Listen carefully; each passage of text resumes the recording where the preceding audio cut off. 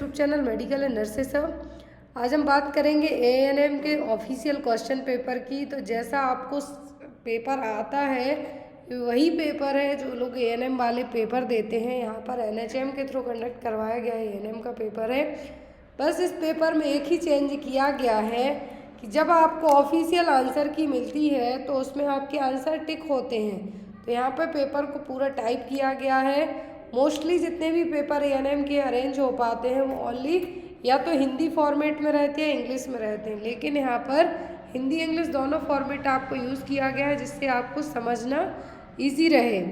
तो जिन्होंने पेपर दिया था तो उन्होंने तो ये पेपर देख रखा है, जिन्होंने नहीं दिया वो लोग ज़रूर देखें कि अब आपको अपकमिंग टाइम में एएनएम के पेपर अब पुराने पहले जैसे नहीं आते कि बेसिक चीज़ें पूछ ली बस हो गया। अब पेपर अच्छे से घुमा घुमा के दिए जाते हैं सब जगह के, स्पेशली जब आपको एनएचएम पेपर कंडक्ट करवाता है तो यहाँ पर आपको एएनएम का पेपर थोड़ा सा हार्ड हो जाता है। अपकमिंग टाइम में राजस्थान, एमपी, बिहार, झारखंड अलग अलग जगह एएनएम की बहुत ही ज़्यादा वैकेंसी निकलती है, 4-5 हज़ार से ज़्यादा तक वैकेंसी निकलती हैं। तो ये क्वेश्चन उनके लिए बहुत ही ज़्यादा हेल्पफुल रहेंगे। तो पूरी क्लास को ज़रूर एंड तक देखें। यहाँ पर पूरा पेपर ऑफिशियल सॉल्व है कि 8-8 करके क्वेश्चन जो 10 हिस्सों में डिवाइड होती है नर्सिंग यहाँ पर आपकी, वो किस तरीके से आपको क्वेश्चन आते हैं। तो फर्स्ट क्वेश्चन है यहाँ पर आपको, मानव शरीर जल से बना होता है, that means human body made up of water how many percentage. मानव शरीर कितने प्रतिशत जल से बना होता है? 100%, 60%, 10% या फिर 40%। तो ह्यूमन बॉडी में पानी का परसेंटेज कितना होता है? यहाँ पर आप लोग भी अपना नॉलेज लेवल चेक करते जाएं कि कितना है जो पानी है या फिर जो वाटर परसेंटेज है वो कितना होता है। तो ह्यूमन बॉडी में 60% कितना 60% पानी होता है। कितना 60% पानी होता है। फिर यदि यहाँ पर इन्फेंसी पीरियड में कहें तो 75%, चिल्ड्रंस में कहें तो 65%, एडल्ट फीमेल में 55%, लेकिन यहाँ पर ओनली ह्यूमन बॉडी डायरेक्ट कहें तो 60% ह्यूमन बॉडी किससे क्या रहेगा, इसमें पानी होगा। नेक्स्ट है यहाँ पर आपको,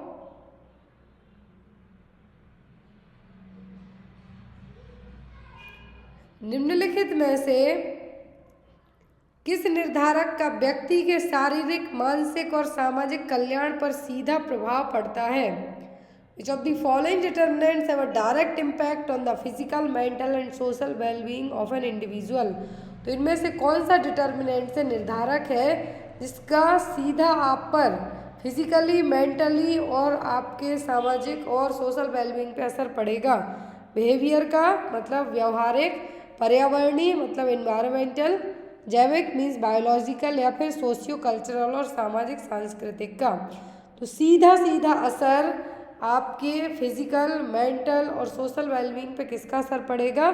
इन्वायरमेंट का। किसका? इन्वायरमेंट का। किस तरीके से? मान लीजिए किसी को पानी बरसना पसंद नहीं है, जो आपके यहाँ का माहौल है वो पसंद नहीं है, तो इस तरीके से आपकी बॉडी को फिजिकली, मेंटली आपको सीधा क्या असर करेगा यहाँ पे? Environment. Next one is the, किस टीके के कारण आविसीय स्तब्धता संलक्षण, that means toxic shock syndrome होता है? कौन सा टीका लगवाने के कारण टॉक्सिक शॉक सिंड्रोम होगा? डीपीटी से, टिटनस से, बीसीजी से कि मीजल्स से? तो ये होता है मीजल्स से। हमेशा मीजल्स वैक्सीन से आपको एग्जाम में आता है। टॉक्सिक शॉक सिंड्रोम किससे होगा? मीजल्स के टीके के कारण। अब हमेशा मीजल्स का जो वैक्सीन है, इसका जो वैक्सीन है इसको डाइल्यूट करने के बाद विदिन 4 घंटे के ही यूज़ कर लिया जाता है, अदरवाइज इसको थ्रो कर दिया जाता है। Next one is the, immunization is a, प्रतिरक्षीकरण क्या है? अशक्तता रोकथाम, द्वितीयक रोकथाम, तृतीयक या फिर प्राथमिक? अशक्तता का मतलब है prevention of disability, secondary prevention, tertiary prevention की प्राइमरी प्रिवेंशन। सबको पता है इम्यूनाइजेशन, हेल्थ एजुकेशन, वैक्सीनेशन, ये सब किस में आएंगे? प्राइमरी प्रिवेंशन में। कोई भी डिसीज़ होने के पहले ही उसके बारे में आप जागरूक रहें, टीके लगवा लें, हेल्थ एजुकेशन आपको दी जाती है ताकि आप उस डिसीज़ से बच सकें, पहले से ही प्राइमरी प्रिवेंशन और प्रोटेक्शन अपना के रखें। Next one is the,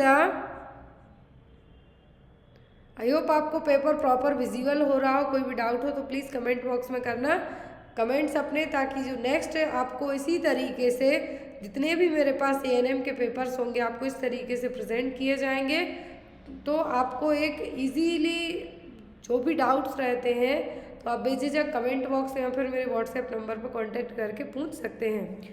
next है, अधिकांश प्राथमिक देखभाल प्रदाताओं को एक संरचना के भीतर प्रशिक्षित किया जाता है।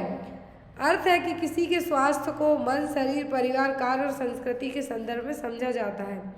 Most primary care provides trend within the framework meaning that one's health is understand in their context of mind, body, family, work and culture. तो यहाँ पर एक कौन सी, या फिर हम ये कह सकते हैं यहाँ पर किस तरीके की केयर में आएगी, सोशल में, psycho social, bio psycho social की जैविक। तो यहाँ पर आपकी बायो साइको सोशल, क्यों?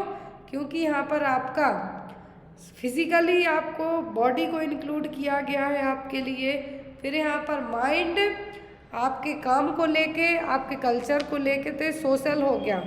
फिर यहाँ पर मेंटल की बात हो रही है तो साइकोलॉजी हो गई। तो यहाँ पर ये सभी चीज़ें मिला दी गई हैं। फिर बायो साइको सोशल क्या है?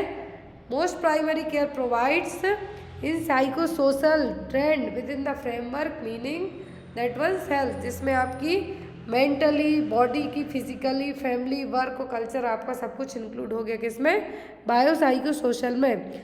यदि सोशल बस कहते तो आपकी फैमिली आ जाती, साइको सोशल कहते तो फैमिली यहाँ पर आपकी आती और माइंड आता, लेकिन यहाँ पे बॉडी भी कही है आपकी, तो क्या आ गई? Bio psycho social. Next one, जन्म, मृत्यु, आय या रोग की घटनाओं जैसे आंकड़ों के अध्ययन को क्या कहा जाता है? जन्म, मृत्यु, आय या फिर किसी रोग के कारण हुई घटनाओं को क्या कहा जाएगा? जनसांख्यिकी, बर्थ रेट, सेंसस की डेथ रेट, ये कहलाएगी आपकी डेमोग्राफी। क्या कहलाएगी? डेमोग्राफी। प्राथमिक स्वास्थ्य देखभाल, राष्ट्रीय स्वास्थ्य देखभाल प्रणाली के साथ व्यक्तियों, परिवारों और समुदाय के लिए संपर्क का स्तर कौन सा है? Primary health care for individual, families and community with the national health care system of contact is level, मतलब कौन से लेवल पर कॉन्टैक्ट किया जाएगा प्राइमरी हेल्थ केयर के लिए? पर्सन, फैमिली, कम्युनिटी के लिए। टर्सरी, सेकेंडरी, प्राइमरी की लास्ट। तो यहाँ पर primary health care primary health centre में ही, प्राइमरी हेल्थ केयर लेवल पे ही प्रोवाइड की जाएगी। नेक्स्ट वन इज द, किसको छोड़कर निम्नलिखित सभी पोषण संबंधी आवश्यकताओं को प्रभावित करने वाला कारक है? इनमें से कौन सा है? All of the following are factors affecting nutritional requirement except. तो सब कुछ, किसी एक को छोड़कर सभी आपके न्यूट्रिशनल रिक्वायरमेंट को अफेक्ट करेगा, किसी एक को छोड़कर। जेंडर करेगा, इथनिसिटी करेगी, आपका रिलीजियस फेथ, कुछ लोग नॉन वेज नहीं खाते, कुछ लोग वेज बस खाते हैं, तो इस तरीके से आपका रिलीजियस फेथ, धार्मिक आस्था, इथनिसिटी, जातीयता या फिर जेंडर, तो ये सब चीज़ें आपके न्यूट्रिशनल रिक्वायरमेंट को अफेक्ट करेंगी, लेकिन टेम्परेचर आपको इफेक्ट नहीं करेगा। क्लियर? नेक्स्ट सेक्शन आपका होता है रोल्स एंड रिस्पॉन्सिबिलिटी। तो यहाँ पर 8 करके सभी क्वेश्चन डिवाइड किए गए हैं, जिस तरीके से आपको एग्जाम में आते हैं उसी तरीके से। नेक्स्ट सेक्शन है आपका रोल्स एंड रिस्पॉन्सिबिलिटी। इसका फर्स्ट क्वेश्चन है आपको, निम्नलिखित में से किसको छोड़कर सभी चेतावनी के संकेत हैं जो एएनएम द्वारा गर्भवती माँ को बताए जाते हैं? किसी एक को छोड़कर सभी वार्निंग साइन है। All are the warning sign except swelling on legs, मतलब पैरों की सूजन, हेडेक, सिरदर्द, फिट्स या फिर भ्रूण की हरकतों को महसूस करना, सब कुछ यहाँ पर वार्निंग साइन है। हेडेक है, फिट्स है, स्वेलिंग आना आपके पैर में, लेकिन क्विकनिंग या फिर भ्रूण की हरकतों को महसूस करना वार्निंग साइन में नहीं होगा। इवन जब आपको क्विकनिंग फील नहीं होती है तो डॉक्टर आपकी इवन यूएसजी करके भी चेक करते हैं कि बेबी हिलडुल क्यों नहीं रहा है, तो 5th मंथ स्कैनिंग होती है उसमें। तो यहाँ पर भ्रूण की हरकतों को महसूस करना नॉर्मल है, बाकी स्वेलिंग होना फीट्स में, हेडेक होना, फिट्स आना, ये सब आपके इक्लेम्सिया जो प्रेगनेंसी में ब्लड प्रेशर बढ़ता है उस सिचुएशन के साइन है। तो यहाँ पर जो नहीं होगा वो क्या होगा, क्विकनिंग। नेक्स्ट वन, सामान्य बीमारियों के उपचार के अलावा और पीएचसी में दाइयों के पेशेवर संवर्ग के प्रतिस्थापन के रूप में एएनएम को किसके लिए उपकेंद्रों पर तैनात किया जाता है? In addition to treating common ailments and as a replacement for the professional cadre of midwives in PHC, ANM are the posted at सब center for। तो ANM क्यों पोस्ट की जाती हैं? चाइल्ड हेल्थ के लिए, मैटरनल चाइल्ड हेल्थ के लिए, फिजिकल हेल्थ के लिए कि मेंटल हेल्थ के लिए? तो ANM वर्कर को PHC में क्यों पोस्ट किया जाता है? तो ये की जाती है मैटरनल और चाइल्ड हेल्थ के लिए। किसके लिए? मैटरनल और चाइल्ड हेल्थ के लिए। सब कर सकती हैं, ना तो डिलीवरी कंडक्ट करवा सकती हैं, ना ही आईयूडी इंसर्ट कर सकती हैं। यहाँ पर रजिस्टर्ड वगैरह रेडी कर सकती हैं, लेकिन यहाँ पर यदि बेसिक सी प्रॉब्लम है तो ये है जो ट्रीट कर। क्वेश्चन,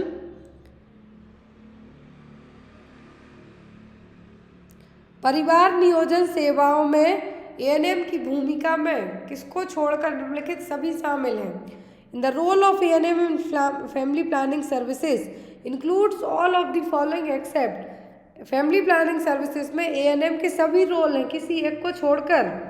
ऑप्शन में है यहाँ पर, योग्य दंपत्ति रजिस्टरों को तैयार करने, उसे हर समय अध्ययन करने में, preparation on eligible couple registers and updating it at all times, नवविवाहित दंपतियों को पारंपरिक गर्भ निरोधक और खाने वाली गोलियों वितरित करने में, that means to distribute traditional contraceptive and oral pills to newly married couples, महिला परिवार नियोजन स्वीकार करने वालों को अनुवर्ती सेवाएं प्रदान करना या फिर दुष्प्रभावों की पहचान करें, दुष्प्रभावों के लिए उपचार देना, to provide follow up services to female family planning acceptors, identify side effects and provide the treatment for side effect, या फिर to identify and sterilize the target couple. अब यहाँ पे क्वेश्चन ध्यान से देखिए, एएनएम फैमिली प्लानिंग सर्विसेज में सब कुछ कर सकती, किसी एक को छोड़कर।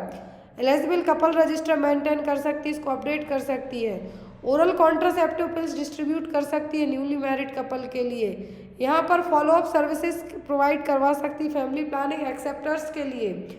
लेकिन यहाँ पर एक एएनएम आइडेंटिफाई और स्टरलाइजेशन नहीं कर सकती किसी भी टारगेट कपल का। टारगेट कपल का मतलब है ऐसे एलिजिबल कपल जो कंसीव करना चाहते हैं या फिर 15 से 45 साल की एज ग्रुप के हैं, तो उनको आप पता करके उनका नसबंदी नहीं कर सकते हैं, स्टरलाइजेशन नहीं कर सकते हैं, बाकी सब कर सकते हैं। Next one is the ANM पर डीईसी एंड एल्बेंडाजोल का एक सामूहिक औषधि वितरण है। तो एएनएम जो एएनएम वर्कर है या फिर एएनएम नर्स है, ये डीईसी जो मेडिसिन है और साथ में एल्बेंडाजोल मेडिसिन को डिस्ट्रीब्यूट करेंगी। तो कहाँ पे करेंगी? नेशनल लेप्रोसी प्रोग्राम के तहत, नेशनल फाइलेरिया प्रोग्राम के तहत, नेशनल एड्स कंट्रोल प्रोग्राम के तहत, या फिर नेशनल टीबी डे के दिन। तो यहाँ पर एक डिस्ट्रीब्यूट की जाएंगी नेशनल फाइलेरिया दिवस के दिन, नेशनल फाइलेरिया डे के दिन। तो यहाँ पर आपका ऑप्शन होगा क्या? Option number B. जो डायथाइल कार्बामाजीन है, मास एनुअल सिंगल, साल में एक बार डायथाइल कार्बामाजीन को एल्बेंडाजोल के साथ 5 से 6 साल के बच्चों के लिए दिया जाता है। किसके लिए? कि जो यहाँ पर फाइलेरियासिस, क्या है? फाइलेरियासिस, उसको प्रिवेंट करने के लिए। तो यहाँ पे कब दी जाएंगी? फाइलेरियासिस दिवस के दिन। अब हम जो नेशनल फाइलेरिया डे है, क्या है? नेशनल फाइलेरिया डे है, हम मनाते कब हैं? तो नेशनल फाइलेरिया डे और एंटी फाइलेरिया डे हम हर साल 5 जून को कब मनाते हैं? 5 जून को, जिसके तहत डीईसी और एल्बेंडाजोल का डिस्ट्रीब्यूशन किया जाता है। Clear? Next one is PHC का प्रभारी कौन होता है? Who is the incharge of PHC? Nurse grade 2, medical officer, nurse grade 1 या फिर फीमेल हेल्थ वर्कर? तो पीएचसी का प्रभारी होता है मेडिकल ऑफिसर। कौन? चिकित्सा अधिकारी। Next one is the ANM द्वारा मां को दिए जाने वाले आहार संबंधी दिशा निर्देश निम्नलिखित में से कौन से हैं?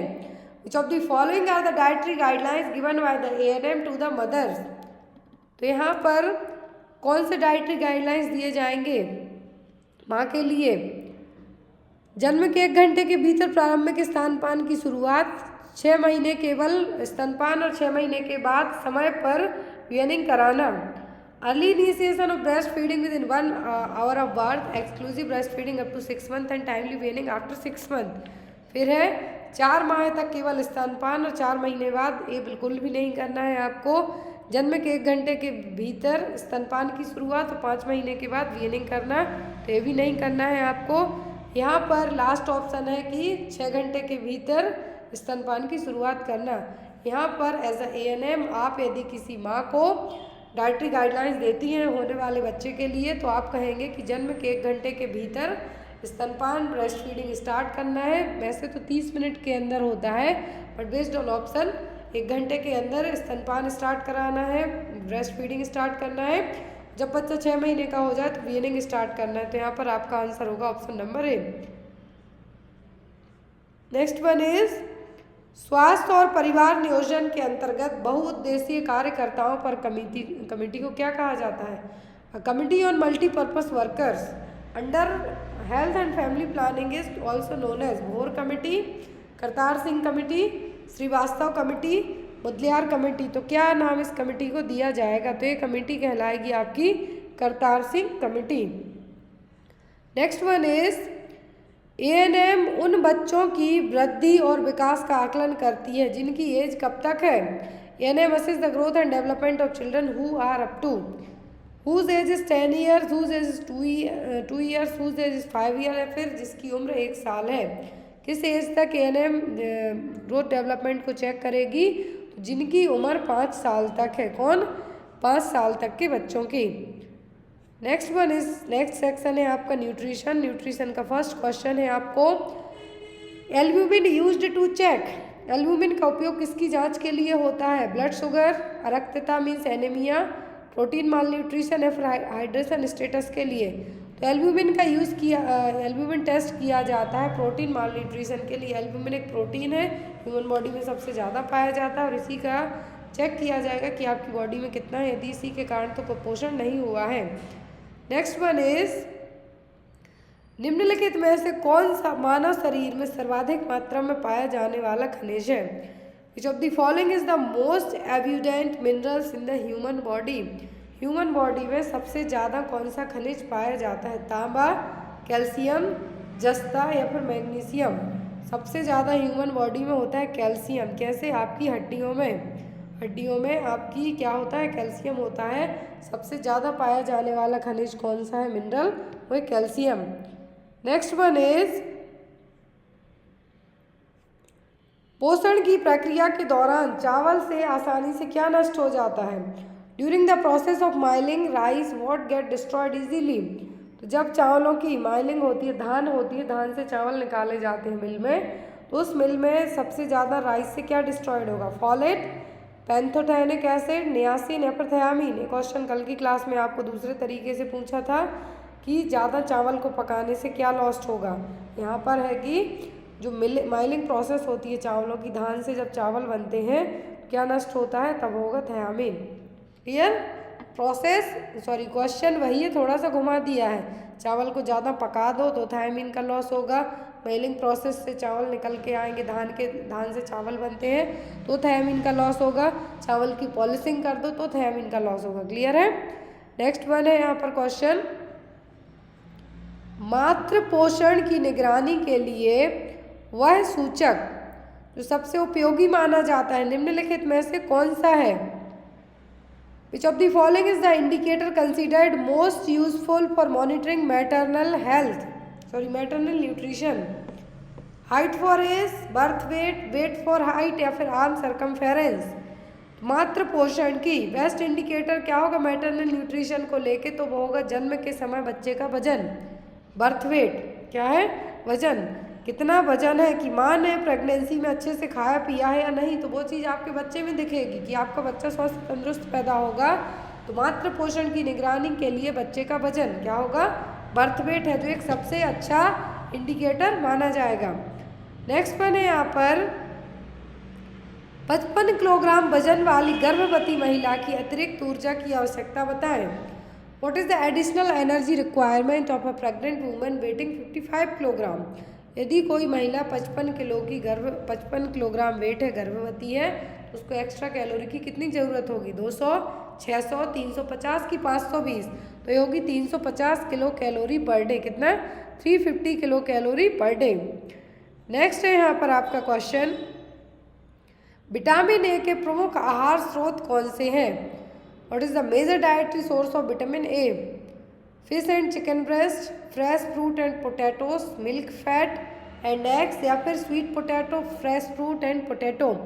तो विटामिन ए जो कि ये क्या है, फैट सॉल्युबल विटामिन है, और सबसे अच्छा सोर्स इसका होगा मिल्क फैट, जिसमें चीज़, बटर, एग्स आएंगे। क्लियर। नेक्स्ट वन है यहाँ पर आपको क्वेश्चन, स्वस्थ व्यक्तियों की पोषण संबंधी आवश्यकता विभिन्न कारकों जैसे किस पर निर्भर करती है। The nutritional requirement of healthy individual depends on various factors such as.